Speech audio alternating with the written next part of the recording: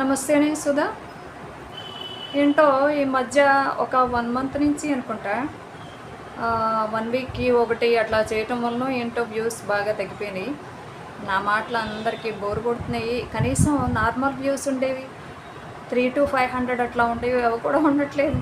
20-30 ఉంటున్నాయి. అంత బోర్ కొట్టేలాగా మాట్లాడదామని నేను ఈ ఛానల్ స్టార్ట్ చేయలేదండి. మీరు సబ్స్క్రైబ్ చేసుకోండి అని కూడా కనీసం అడగట్లేదు కదా.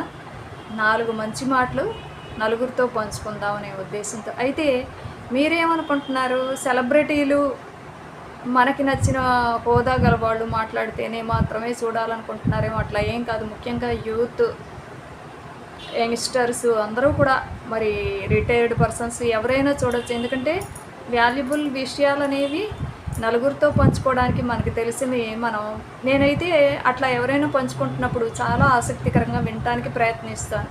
తప్పనిసరిగా వింటాను కూడా. మరి నేను ఈరోజు చెప్దాం అనుకున్న మంచి మాట ఏంటంటే, మీరు ఏదైనా చెయ్యాలి అని అనుకుంటే, ఒక రూట్లో వెళ్ళాలనుకుంటే, అంతకుముందు వీడియోలో కూడా చాలాసార్లు చెప్పాను కదా, 40+ లోపు మీరు లైఫ్లో బాగా సెటిల్ అయిపోవాలి. ఫైనాన్షియల్గా, జాబ్ పరంగా కానీ, బిజినెస్ పరంగా కానీ 40+ లోపు మీరు ఎక్కడి నుంచి కెరియర్లో బాగా కష్టపడడం అనేది స్టార్ట్ చేయాలంటే 20+ నుంచి. అయితే 50కి వచ్చేసరికి ఫైనాన్షియల్గా స్టేబుల్గా అనేది ఉండాలి. మనం పర్వాలేదు, అమ్మయ్య, ఇంకా నిదానంగా మనం లైఫ్ లీడ్ చేసుకుంటూ నిదానంగా వెళ్ళొచ్చు, పరుగులు పెట్టక్కర్లేదు అనే రకంగా ఏ స్టేజ్కి వచ్చేసరికి ఉండాలంటే 50 ఇయర్స్ వచ్చేసరికి కొంచెం రిలాక్సేషన్ అనేది, మనం కష్టపడ్డాం పర్వాలేదు అనేటట్టుగా ఫైనాన్షియల్ స్టేబిలిటీ అనేది ఉండాలి. లేకపోతే లైఫ్లో చాలా ప్రాబ్లమ్స్ వస్తాయి. అంటే గెలిచిన వాళ్ళ లైఫ్ నుంచి కాకుండా, గెలవడం కోసం ప్రయత్నిస్తూ విఫలమవుతున్న వాళ్ళ స్టోరీస్ నుంచి కూడా మీరు నేర్చుకోవచ్చు. ఫర్ ఎగ్జాంపుల్ నేనే అనమాట. మీకు అంతకుముందు కూడా చెప్పాను, కొన్ని రోజులు గవర్నమెంట్ జాబ్స్కి ట్రై చేయటం, కొన్ని రోజులు ప్రైవేట్ జాబ్స్కి ట్రై చేయటం, కొన్ని రోజులు ఏదో సొసైటీకి ఏదో చేద్దామని ప్రయత్నించడం, కొన్ని రోజులేమో లేకపోతే బిజినెస్ పెడదామా ఈ ఆలోచనలు, వాటి ప్లాన్లు, ప్రాజెక్టులు ఇట్లా చూడడం. అలా చేయకుండా ఏదో ఒక రూట్ సెలెక్ట్ చేసుకొని స్టేబుల్గా ఉండండి.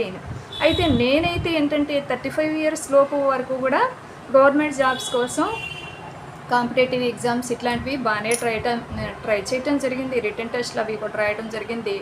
సరే, నాకైతే రాలేదు. గవర్నమెంట్ వాళ్ళకి నా తెలివితేటలు నచ్చలేదు, మరి ఏం చేస్తాను, అన్ని రకాల ప్రయత్నించడం అనేది జరిగింది. ప్రయత్నం అయితే జరిగింది, అయితే అది సక్సెస్ అవ్వలేదు. సరే, బిజినెస్లు ఇవి పెడదాం అనుకున్నప్పుడు కూడా మాది ఏంటంటే ఉద్యోగస్తుల నేపథ్యం, చదువులు ఉద్యోగాల నేపథ్యం అవటం వల్ల ఏది చేద్దాం అనుకున్నా కానీ